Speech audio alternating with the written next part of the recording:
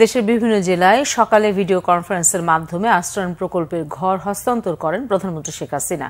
হবিগঞ্জের ৩,৩৩৬টি পরিবারকে নতুন ঘর দেয়া হয়। এই সময় এই পরিবারগুলোর মাঝে প্রধানমন্ত্রীর পক্ষ থেকে নতুন ঘরের চাবি হস্তান্তর করেন জেলা প্রশাসক জিলুফা সুলতানা।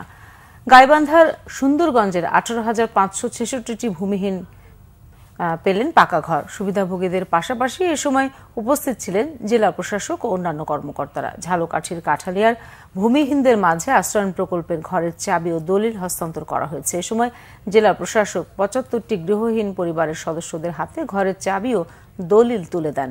বগুড়ার ১৩১টি ভূমিহীন ও গৃহহীন পরিবারের কাছে ঘরের চাবি ও দলিল হস্তান্তর করা হয়েছে। এছাড়া জয়পুরহাট ও পাঁচবিবি উপজেলার রতনপুর গ্রামে ২১টি এবং সাতক্ষীরার ২টি উপজেলার ৮২টি ভূমিহীন ও গৃহহীন পরিবারকে ঘরের চাবি ও দলিল দেওয়া হয়েছে।